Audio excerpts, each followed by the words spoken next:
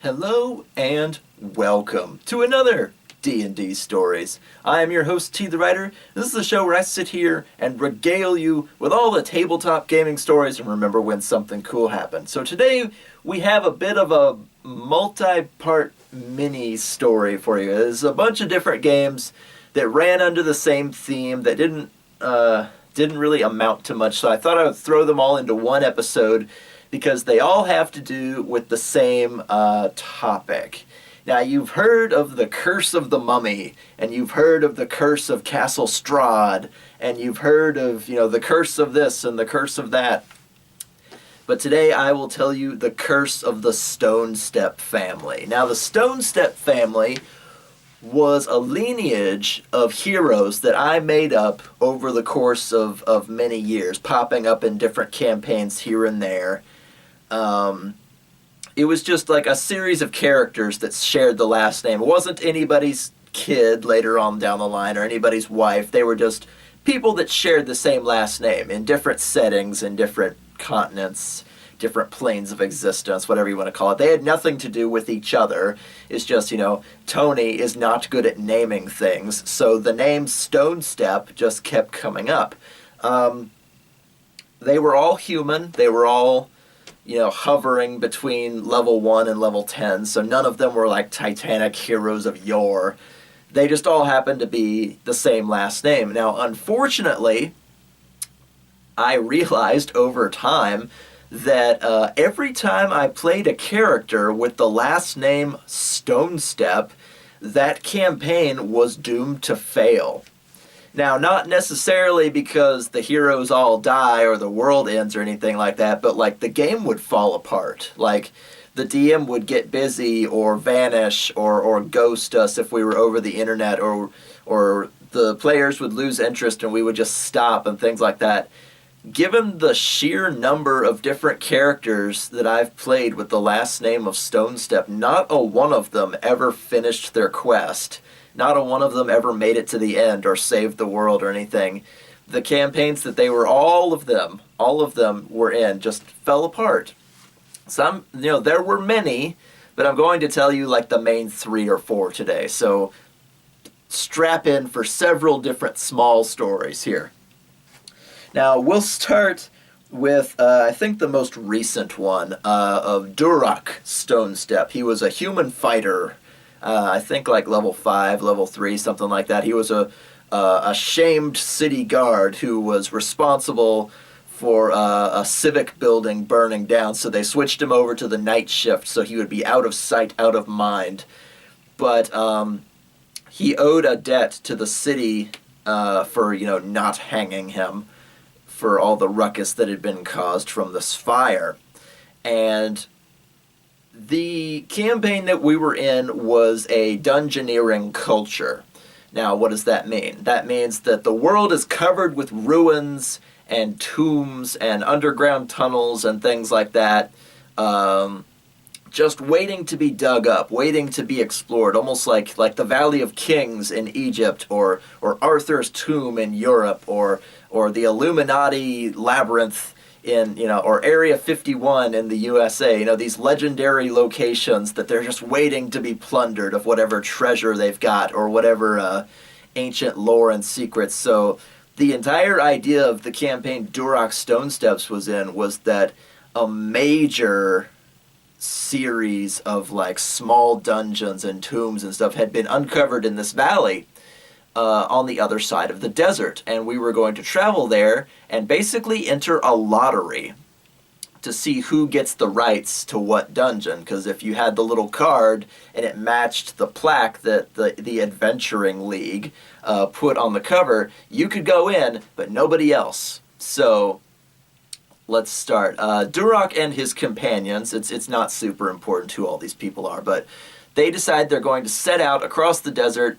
They've got covered caravans. They've got centaurs with bows and arrows running with them. They've got, a big bunch of people. They're all headed to the same place. This giant network of treasure-filled dungeons and hidden tomes and all kinds of cool stuff is just waiting. And they're going to draw lots or whatever. You have to pay in. It's like 1,000 gold or whatever. They're about to draw lots, like X number of weeks from now, so we got to get across the desert. And get across the desert we do. We line up the caravan, we say hi, we shake hands, etc., etc., etc. We're basically hired muscle, hired swords. Duroc Stonesteps takes a leave of absence, and the city is glad to see him go because he's done enough damage, and if he comes back with lots of money, hey, he can pay off his debt and, not sit in a dungeon for the next decade or so trying to pay back his debt to society.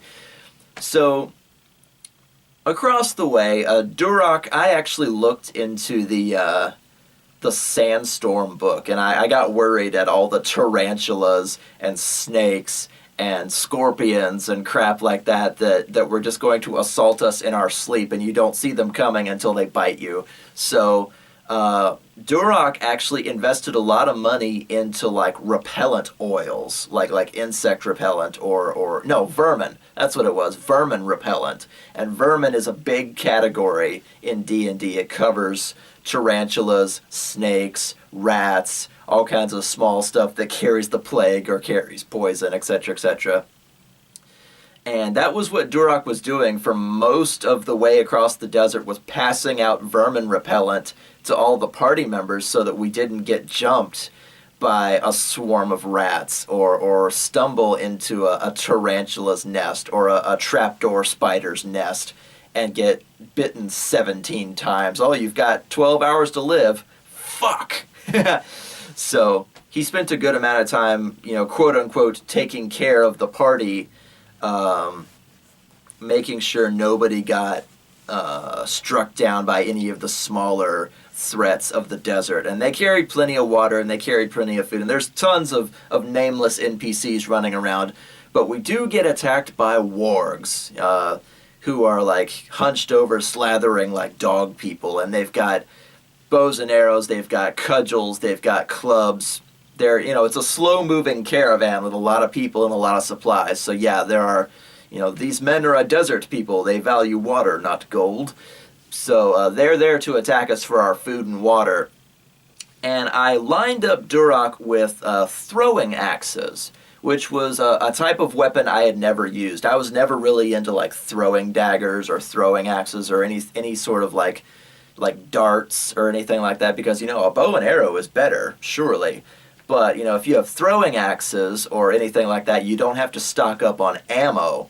So I had Duroc there with 2 throwing axes and his magic item that we were allowed to pick like 1 or 2 like minor magic items to start with, was I think like a sheath of sharpening or something like that. Basically, when you pull your weapons out at the very start of a combat, you would get a +1 on your first attack. I forget what the magic item's actually called. It was like a sheath of drawing or a sheath of sharpening or something like that. But he had 1 on either hip, and he had a throwing axe on either hip. So he would pull out his axes would automatically get +1, and then throw the other one, +1. And he was a fighter, so he already had plenty of pluses to hitting things anyway. That was just a 5% more extra chance to make sure you hit shit with throwing axes, because they have a very limited range compared to bows and arrows or crossbows or anything like that. Didn't do very well with them, I gotta tell you. I only got 3 or 4 opportunities to throw those throwing axes. I don't think I ever actually hit anything, or if he did, he only did like 1 or 2 damage on the dice, and that sucked. But Duroc, again being a town guardsman or a city guardsman, disgraced but still badge carrying, also had like a cudgel, like a small club. He had manticles to arrest people, and he had like a club in case they gave him trouble. He's not gonna fucking kill somebody for purse snatching, so he's got like a stunning weapon, a cudgel or a club or something like that. So he's got his clubs there. He's got 2 clubs. He's dual wielding. He threw his axes. The axes sucked. He pulled out his clubs and he charges into battle, swinging the clubs back and forth. They're not very good killing weapons, because a club is nothing. You can pick up a tree branch and cut it off and say, okay, I've got a club, and your DM will say, yeah, that's fine, because clubs cost like 1 gold. You know, it's a stick or a nightstick or something like that. If you're paying money for your club, you're doing it wrong. Just go into the woods, saw off a tree branch, and, you know, saw off all the extra bits. There, you've got a club. You can fight skeletons and other things that only take bludgeoning damage. You're set. You don't need to pay money for it. But Duroc Stonesteps had some like standard issue city guard nightsticks, basically, and ran in to do battle with these wargs. And eventually, you know, we beat them back, and we kill X number of them, and the leader goes down, so the rest scatter. We make it all the way across the desert. And we make it to this town, and it's almost like Monster Hunter, actually. It's nothing but like rope and broken wood and old stone buildings that are older than they got a right to be, and sand ships that are sticking up out of the ground and stuff like that. It's just a weird amalgamation of a town, but they've uncovered this great dungeon complex that has dozens of entrances and goes off in all different directions, underground, into the mountains, up into the desert, etc., etc. So they are going to, you know, it's $1,000 or 1,000 gold pieces for a lottery ticket, and then they're going to draw lots. Well, of course, you know, we each pay, or as a group, we pay our 1,000, and of course we get a ticket because the campaign would be really short if we didn't. So we get a ticket, and, you know, they called out lottery numbers, and of course our lottery number was one of them. So we got like a medium-sized dungeon or a small-sized dungeon. There were bigger groups that were bigger badasses than we were that got the bigger dungeons that had more stuff in them, and oh, fuck those guys, etc., etc. But you got to start somewhere. So we've got our ticket, and we match it to the dungeon entrance that matches our number, and they've got heavily armed like golems or guards that will only let you buy if you've got the right number and the right barcode or whatever it happens to be. And we spend the night at the inn, we fuck bar wenches, we do all the regular stuff, we buy potions, we're prepping to go in for this big dungeon crawl, and we go into this dungeon the next day. And it's a cave system. It's carved out, but it's a naturally occurring cave. It's got flat walls from tool marks and stuff like that, where the diggers had been unearthing the entrances for heroes to plumb deeper into the depths. And we come across a statue, and the statue has this jade emblem right in the middle of its chest, and everybody's like, "Oh, treasure!" And then everybody in the party, except for Duroc, goes, "Oh, wait, it's probably just going to come to life and smash us." And everybody kind of looks back and forth at each other like, who's going to be brave enough or stupid enough to go up to this statue that's obviously going to come to life? Like, they're metagaming. They really are.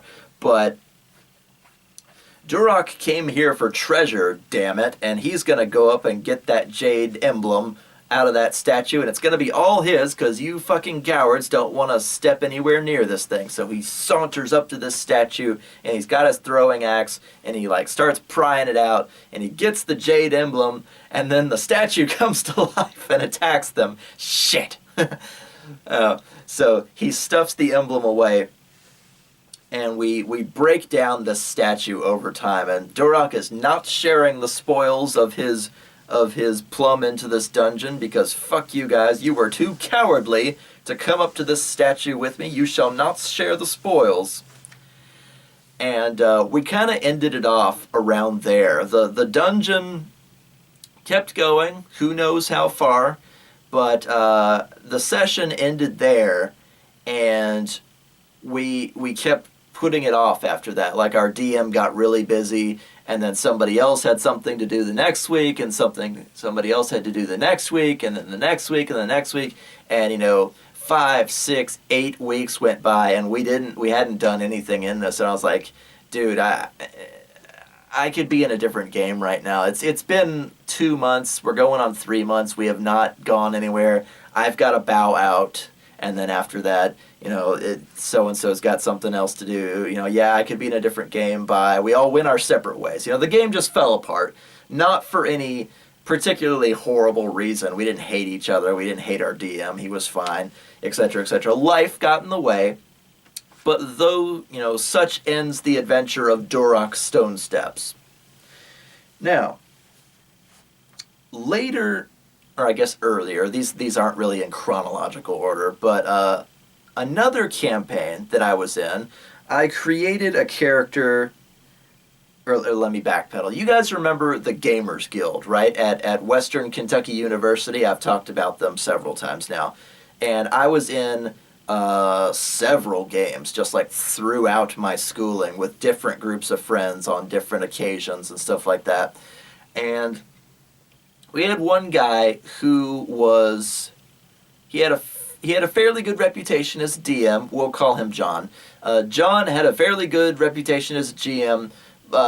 Didn't always run into the best players. Now, if you remember, the Gamers Guild was like anywhere between 50 and 80 people. So if you were going to run a tabletop game, you're drawing from a lot of like 50, 60, 80 people. You have no idea what kind of personalities you're going to get. Power gamers, role players, regular gamers, brand new people that don't know what they're doing, video gamers that think that's what D&D is a video game on paper. Just different, wildly different personalities. Unfortunately for John, he ran into some, let's just call them what they are, bullies.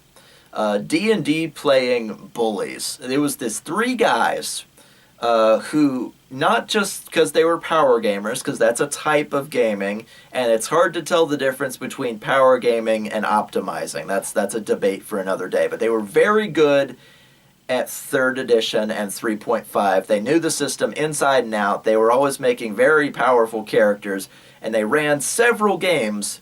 John ran several games with them because he just couldn't seem to get anybody at his table. Now, do you deal with rambunctious, overpowered characters multiple times, or do you not play D&D at all? Now, that depends entirely on your mentality.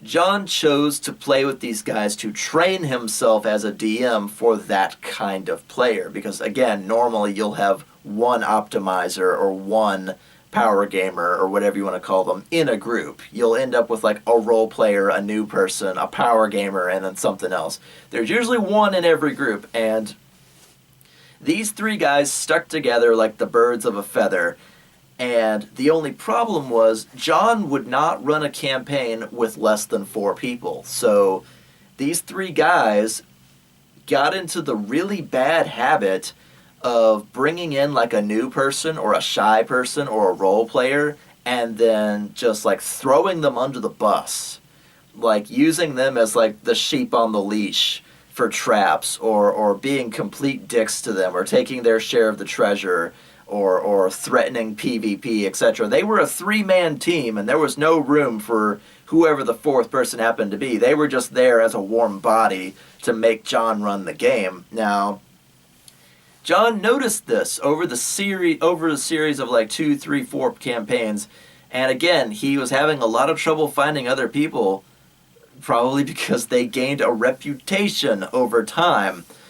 But John came to me after a while, and he's like, Tony, I know you were in Wicked Master, and you just finished doing like Goddess Wheel, and he had heard of my reputation as a fairly good D&D player. And he goes, this is what's happening. I want to punish these guys. And I go, what do you mean? It's like, just don't DM for them. He goes, no, it needs to be more than that. It needs to be, like, somebody needs to give them a taste of their own medicine. I need somebody that will fuck them over, like, in the best way you can, within the bounds of D&D. And I go, you want a plant. You want to plant somebody in the game to screw them over. And he goes, yes. And he goes, well, that's hard to do, because, like, what if one of them has, like, detect evil, or mind reading or anything like that? He goes, don't worry, they don't like to play as paladins or clerics, and they don't do a lot of oracle stuff, because that's role play bullshit, and that would take away from their DPS and stuff like that. And I go, all right, so what do you want to do? And he fills me in on this plan. It's a very short plan, but it goes into a longer campaign. And I go, okay. So we go through this campaign, and the campaign, I know you guys usually listen to me for campaign stories, but the campaign itself was not important. It was storm the castle, and then go next door and storm this tower, and then go next door and take out this dragon, and then go next door. It was basically like a campaign of battle hotspots. And I went in as an enchanter to basically like make magic items for them. Like if they found a dragon's hoard of 100,000 gold pieces, they would throw it all at me, and I would spit out magic items. And they loved this. Because I think in 3rd edition you have to sacrifice experience points to make magic items. So they were keeping me a lower level than themselves, way lower than themselves, making magic items for them, so that when the time came for them to fuck me over, not only would it be 3-on-1, but it would be like 3 high-level guys decked out in magic gear versus 1 low-level guy that didn't have as much magic gear. So I went in there with a character named Stonestep. And Stonestep, again, I think he was like a sorcerer or a wizard, something pale and wiry that wouldn't be threatening. And we set this plan into motion. And they started throwing money at me and saying, here, make this, or here, make that. And I said, okay, well, it's going to be this much gold, and I have to sacrifice this much XP, so I'll need this much gold to compensate for it. And it was a little more money than like the magic item in Ultimate Equipment or in the magic item compendium was. It was like, why do we have to pay so much extra? I was like, well, I'm sacrificing XP. You got to pay me something, otherwise I'm just grinding my character into nothing. And they bought this. Yeah, all right. It's not like we're gonna go all the way back to town or all the way back to the capital to spend our money. To save a couple of thousand gold, we gotta travel for a month to get to another enchanter. No thanks. All right, fine. So eventually they get it into their heads that they're gonna get up to the end of the campaign and be decked out in all their magic shit, and then they're gonna rob me and take all their money back. Because that's what they had been doing to the 2 or 3 other people that were there before me in other campaigns. They would get up near the end, and they would basically jump the 4th person, take all their shit, and then go on to the final encounter. And that was just their habit. They were the worst fucking definition of bully gamers that I have ever seen. Like, you think that 3-year-old, that 13-year-old playing Call of Duty calling you a faggot is bad. These people were literally luring people in to strip their characters at the end of a campaign and kill them and throw their bodies away, bury them, whatever, so that they could get to the end of the campaign and take all the glory. Oh, I was ready for them. And so was John. So we got up to the end of this campaign. I think, what was it? It was like castle, and then a tower, and then a dragon, and then like a lighthouse, and it was just these hotspots for freaking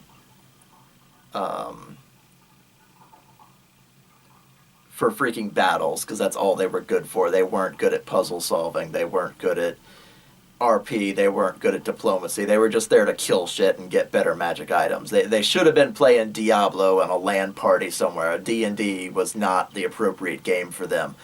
But we get up near the end. I think it was like a cave system with like eldritch horrors and cult members in it or something. And they decide up near the end that, their little fruit has come to fruition or something like that. They had like a code phrase for it.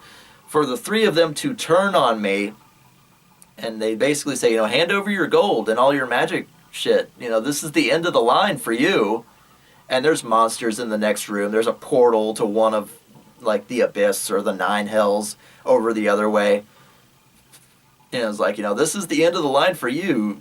What was it? Steven Stonestep. And I was like, okay, I don't think, you're like, don't think about it, just do it. The greater glory is for us, not for freaking XP grinding enchanters like you. you're not even going to survive this boss battle. You won't survive us. We pull out our weapons, and we're going to attack him. And I look over at John, and John looks over at me, and I was like, okay, I speak the secret passcode. And they go, what? And I go, the secret passcode that I put on all of your magic items. And they go, and John goes, what is it? And I was like, oh, it's, I don't know, it's like skull or femur or something. Make it like the name of a bone. What was it? Bicuspid. That's what it was. I go, the secret word is bicuspid. That's one of your teeth. And instantly, every single magic item that I have created for them suddenly glows with an exploding rune. And exploding runes are just what they sound like. If you look at them and you read them, even by accident, they blow up like bombs or grenades. So suddenly the plate mail, the magic cloak, the magic dagger, the magic greatsword, the magic boots, the magic belt, everything that these guys were wearing, each one of them exploded for 6d6 damage apiece. And they all died. So Steven Stonestep was like laying against the wall because these guys all blew up, 5 or 10 feet away from him.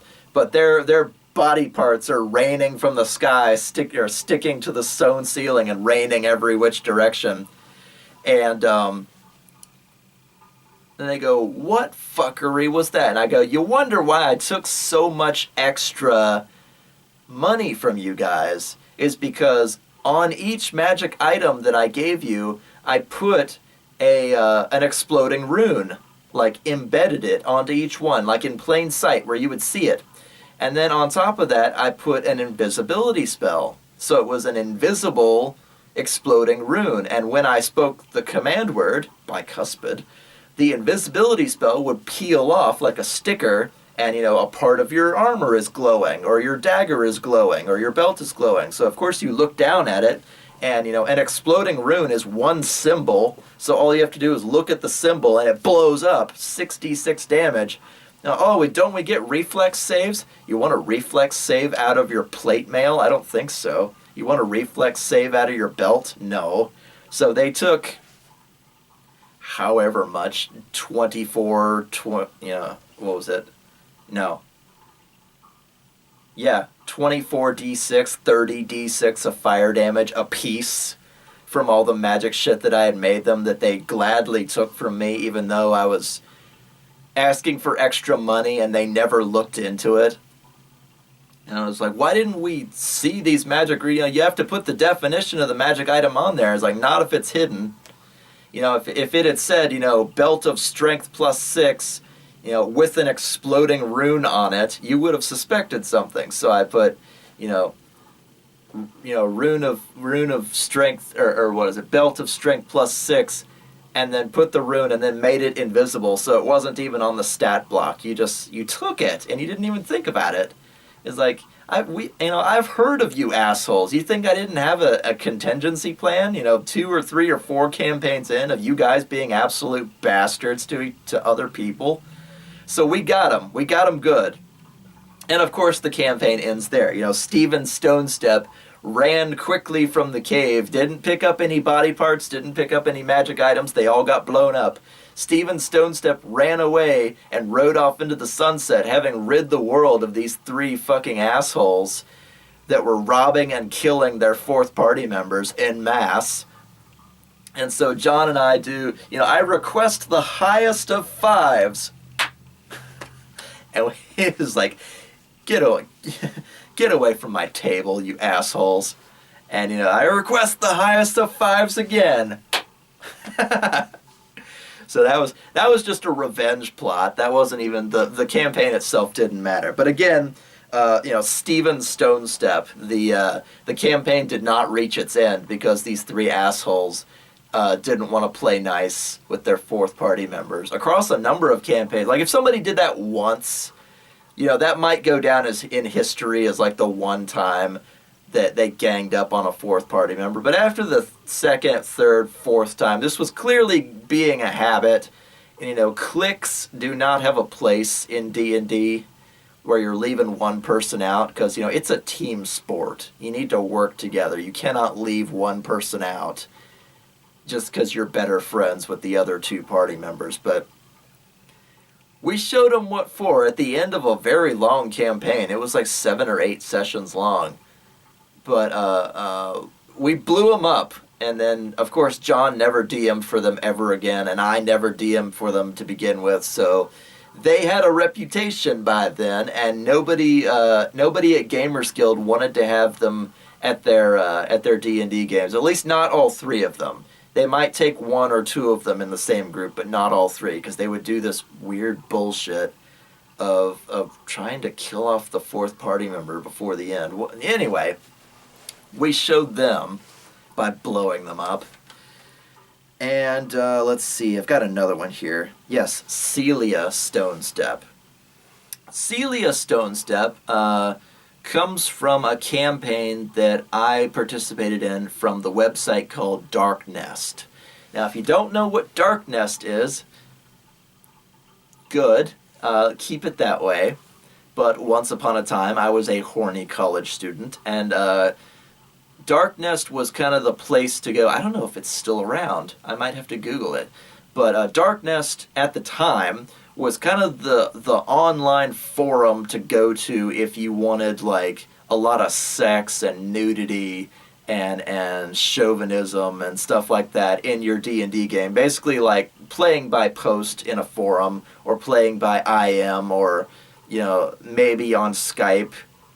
Stuff like that. Like complete strangers would meet up and like, oh, I want to play a slutty princess, or I want to play as, a barbarian that gets all the chicks through, beating down the doors at the orc encampment, and every woman I save must sleep with me, and stuff like that. That was pretty much the standard fare. And I went looking for trouble, and trouble I did find. So,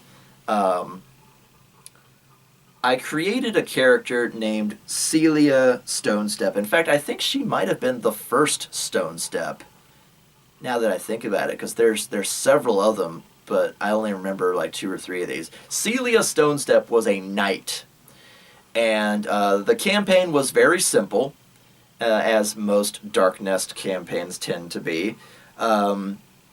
She was to take a priestess from A to B through a forest. It was going to be a very short campaign. Now, what Celia does not know is, let me backpedal. We started at like level 5. So Celia, it's like 3rd edition, 3.5.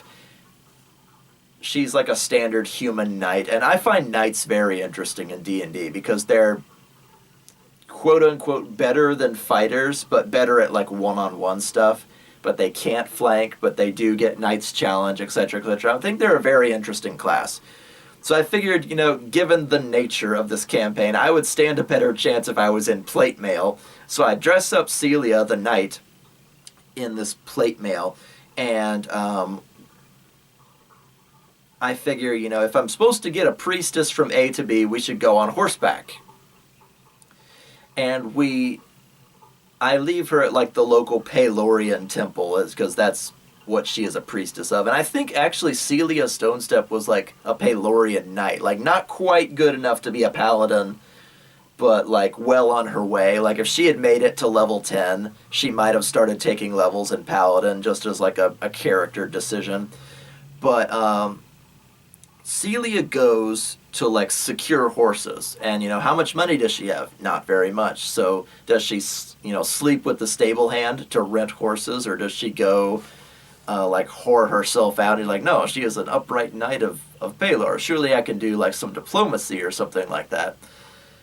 And the DM's like, all right, roll it. 20. All right, you convince the stable hand of the righteousness of your quest, and you can borrow a horse from him, and he'll bill the Pelorian temple, or the Pelorian cathedral. It was kind of a big town, so I guess cathedral. And I think the TM was expecting Celia to just like get on her knees and blow this guy for a horse, because it's Dark Nest, and that's kind of what's expected. I was like, all right, that's how this DM thinks. And again, I went looking for trouble, and I found it. But I was like, I wonder how long I can stretch this out. like no pun intended. Uh, like how long could I keep this campaign that started in Darknest before Celia has sex with anybody or gets raped or whatever it happens to be because there's monsters out there. It's like, I wonder how long I could drag this out before this guy gets tired and just like stops throwing dice and just says, you get raped. Or, you know, you've got to sleep with this guy or the campaign ends. It's like, how long can I drag this guy along? Like, the immediate frustration, like even over text, because we weren't on Skype or anything, the immediate frustration was very apparent when Celia Stonestep rolls a 20 and convinces the stable hand, basically for a free horse. And so she goes back to the Pelorian Cathedral with this horse and goes, all right, we put the priestess up on the horse and Celia's just going to walk. Because again, it's a forest. We're going from town A to town B. It's not going to be this gigantic journey to the coast or whatever like that. And we walk through farmland. We walk through, you know, endless waves of grain, etc., on our way out of this city and towards the forest. And on our way, we are beset by bandits, highwaymen, who eye up the priestess like she's a freaking cheeseburger. And she's only got this woman defending them. This, you know, what are you playing at? Some kind of knight? Ha! You know, your chest plate looks like it wouldn't defend you from anything, because I'm wearing the plunging V-neck that shows off her boobs and all that, because of course I am. This is a fan service kind of thing. And I was like, all right, you know, Knight's Challenge, whoa! And I charge into battle, and I fucking decimate these guys. Like, you wonder at games like Oblivion, where you see bandits that are wearing glass armor because you're level 13 and the game is trying to challenge you. This DM... I guess I have to give him a little bit of credit, because like highwaymen would not stand a chance against a 5th level knight in plate mail with a longsword +1 or whatever it happened to be. I still have her character sheet somewhere, maybe on my computer or something. But even though there were 3 or 4 of them, they stood no chance. Part of it, I think, was the DM was trying to have it to where these highwaymen would capture the priestess and Celia alive, and then probably tie them to trees and rape them, or like coerce them for sex for free passage or something like that. Again, the product of Darknest. But Celia destroys these guys. Like, I think longswords are like a D8. I've never rolled so many 8s in my life. Like, we were rolling digital dice, so he knew I wasn't cheating. I've never rolled so many 8s in my life, and Celia wrecks these guys' faces. I couldn't believe my string of luck.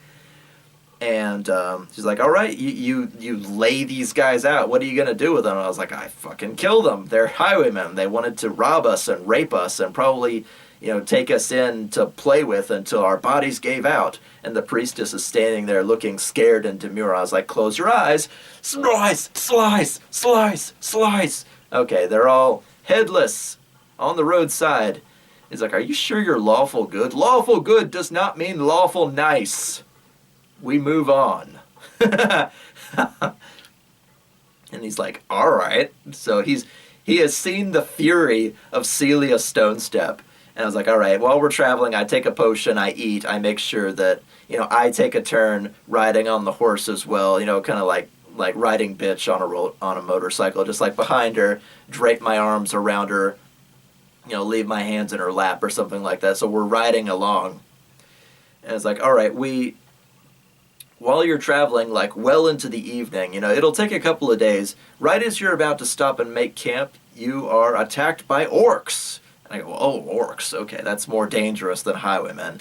And there's, again, a greater number than us. There's 5 or 6 of them, and not like 3 or 4. I was like, okay, the action economy is about to start sucking for me. So 5 or 6 orcs versus a priestess that can't fight, and a level 5 knight. Like, even if they were level 1 orcs, which they're not, it would have been, I think, a challenge rating 6 fight, so I would have had a greater than 50% chance to die. So Celia takes down 2 or 3 of them in the scuffle and is working over the 4th when she turns and realizes that 2 of those orcs have grabbed the priestess off the horse and have like started dragging her away. And of course, we find like a piece of her shawl and like one of her dainty slippers, and her panties are still there because of course they are. And Celia and like the fourth or fifth orc, whichever one, the last one standing that didn't run off with the priestess, kind of mutually one-shot each other. Like, he's got a club, she's got a sword, she runs him through, and he belts her over the head. So she goes down, bloodied in the head, and is unconscious. And the orc is dead, but, and the horse is gone. It freaked out and ran. But Celia goes down, like, basically into the ditch, and thankfully there were no more orcs alive, because we know exactly where that would have gone. But when she wakes up and takes X number of potions, the next evening, a whole day had gone by of her just laying in a ditch with a giant lump on her head. She must pursue the priestess. No doubt she's up in an orc encampment or in an orc temple somewhere being sacrificed to a dark god. We have to find her before she is ravaged and made to have like half orc babies or whatever's going on there. So Celia, treks into the woods. She's got her long sword. She's got a bandage over her head. She puts her helmet back on. It sucks to be her because that club really hurt. But thankfully, it invested in enough potions so it wasn't like a permanent injury or anything like that. And finds an ancient stone temple that is only lightly guarded by orcs, thankfully. A couple of sword swings is all it takes to take down the one guy that's guarding the entrance and to keep him quiet from raising the alarm. But in the center of this temple, it's like standing stones. It's a number of small buildings and like a central area, like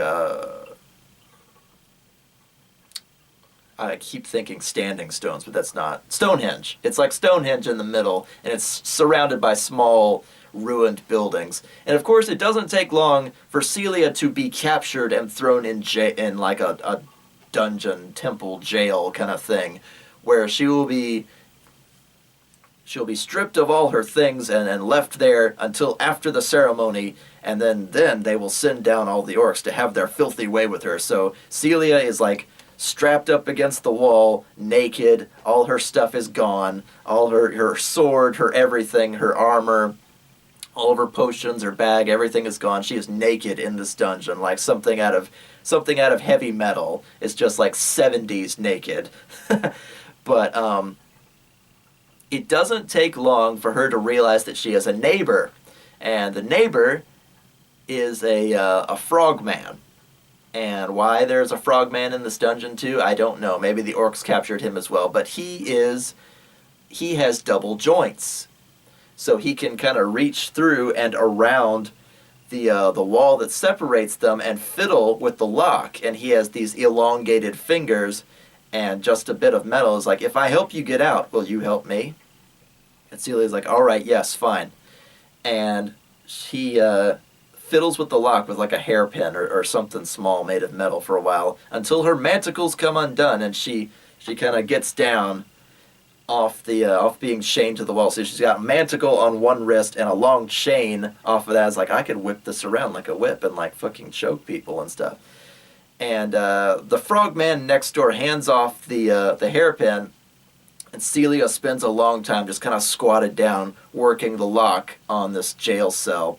And she eventually being the key word, manages to get this thing unlocked, gets out into the hallway, and sees that the guards are either gone or asleep or don't think she's going to get out because she doesn't have any of her crap, one of the two. And she goes over to let the frogman out as well. And frogman's coming on to her because, of course, this is a dark nest. He's like, I helped you down. Surely you owe me something by now. And Celia's like, I owe you nothing. I've set you free as promised. And he starts getting up on her like he's going to pounce on her and rape her. And I was like, all right. I grab the nearest torch and shove it down his fucking throat and, hold him down by his neck. And he's like, you better make a damn good roll for something like that. He's a frogman. He's probably, at least in the legs, a lot stronger than you. And I go, I don't need plate mail or a sword to take care of myself. And I roll it, and it's like a 19 plus all my stuff plus Knight's Challenge, which is what Knights are good at, one-on-one combat, so all the bonuses for that, etc., etc. She chokes this guy to death with a lit torch, and then throws his dead body back into the cell and shuts the door as quietly as she can. And I can feel the DM's like sexual frustration rising. I was like, this is good. I'm going to keep stringing this guy. All right. Because by now he's probably expected like Celia to have been like raped 2, 3, 4 times, or dropped on her knees and blown a guy for free passage or something like that. It's like, I went looking for trouble in Darknest, but not quite that level of trouble. So, woe be it unto me for having a character who's at least mostly upright. But Celia journeys out of this dungeon area and doesn't run into any guards along the way, and is going to make her way outside to the Stonehenge area because that's where the priestess is. And they're going to have a dark ritual, and of course there's an eldritch horror, and of course there's tentacles. So while she's sneaking around, there's tentacle hentai in the background, because of course there is. So while the priestess is being violated by a tentacle hentai monster covered with eyeballs and mouths and tentacles going into every place that you can imagine, Celia is trying to like sneak from like orc to take these guys out, because as soon as she runs out into the open, she's buck naked. It ain't gonna take but 5 seconds for that to turn bad. But she can take one guy out, and he's got a crossbow, and she takes another guy out. He's got like a loincloth and a club or something. She never finds her stuff. It's not like orc sized, so it's clearly put away somewhere. But eventually, Celia finds her way to like their treasury, and though this dark ritual is going on, there's not a lot she can do about it without being thrown into this pit as well. And they need a pure priestess of Pelor to make this work and summon their dark god's powers to imbue these magic items and imbue their dark priests and stuff like that. So plenty of porn going on in the background while Celia's sneaking around looking for a sharper stick, and eventually finds their like treasury area, and it's guarded by a faun. Now, if you know your faun lore, they are half man and half goat on the way down past the belt, and they are very well endowed, and they don't wear clothes. So you can imagine where that situation goes. And Celia comes to find out that, she can't sneak attack this guy. He's in there, like, with the loot, putting stuff up on pegs and turning every which way, so there's no way to, like, climb in a window and belt a fucker over the head. So she decides, I've decided, I was like, okay, I've gone far enough on this adventure. Maybe this is the part where I can use my feminine wiles. And I was like, okay, so Celia, buck naked, climbs into the window and sits on a treasure chest and waits to be noticed. And of course, the faun notices her straight away, and he looks at the door, which is closed, and he looks at the window, which is open. He's like, why didn't I shut the, why didn't I shut the window? And stuff like that. And he gets ready to turn and go, guards! And she goes, wait, before you call for them, please come a little closer. Hear what I have to say. And again, she's buck naked, so she's leaning back with her chest sticking out and her knees splayed and her golden hair shimmering in the moonlight, and you can hear the priestess being tortured outside. But, trying to be as sexy as possible to keep him from calling the guards. And, of course, he starts swelling between the legs, and he's more than a little interested. Fauns are very sexual creatures, depending on what lore and what myths you delve into. But decides that he's interested, and talks him into sex. Just like, before you go for the guards, before I am handed over to the authority that you serve, please, come and share with me. Basically being like the worst slut. And the DM goes for this, because of course he does. We've gone this whole campaign. Celia hasn't slept with anybody or been raped by anybody or having been bound by anybody despite any odds. And, she has no items, so what's she going to do? Is she going to just punch him in the dick and run? No, he'll scream and run and get the orcs, and then it'll be a gangbang. So Celia's down for this one, right? The fawn comes closer, and, he is ready for this. He's going to bend this woman over a treasure chest and have his filthy way while the priestess is outside under the munitions, I guess, of an eldritch horror, and all the orcs are distracted, powering up their magic items and powering up their dark spells and stuff. So Celia leans back, she reclines, and she spreads her legs. And as the fawn comes closer and kind of like takes her by the hips and kind of like gropes her breasts and stuff like that, it's like, you are a finer treasure than anything in here. And Celia goes, thank you. And then she whips the manticle with the long chain up past his shoulders, around his neck, and it's like Batman's batarang. It just goes shring, shring, shring around his neck. And then she puts a palm on his chest and jerks as hard as he can. And he goes down like in a hard grapple. And she basically sits on his chest and like pulls, because it's attached to her wrist. It's a manticle with this long chain. It's attached to her wrist, and she basically like sits on him and chokes him to death until he stops moving. Silent kill. The orcs are not none the wiser. And Celia stands up. She uncoils the chain. She's like, yes, that was more useful than I thought it would be. Ha ha ha. And by then I can see the DM is very, very frustrated. But Celia gets all of her stuff back. And it was right about then that I got ghosted. So the ghosting online is when somebody just stops talking to you. They vanish without a word. They don't talk to you. They don't message you anymore. They block you, whatever it happens to be. I couldn't get the guy back to finish the game after that because Celia just kept winning. So, sorry, no rape for you, per VDM. And, what I'm sure you think less of me, those of you that know what Dark Nest is and what kind of circles those are. But that was a very long time ago. Hopefully Dark Nest is gone by now. But back in the day, that was where you would go to get like a saucier kind of campaign. But yeah, Celia Stonestep, again, campaign came apart before it was done. So those are the main three. There were a couple more Stonestep characters. I think I had a dragonborn bard whose last name was Stonestep. I had an elven archer whose last name was Stonestep, and neither one of them, the campaign that they were supposed to be in never actually started. So there's no story there. But those were the main three. Out of 5 or 6 is just like the name Stonestep. For whatever reason, whenever I am involved and I make a character whose last name is Stonestep, that campaign is doomed to either fall apart or to just like suddenly stop.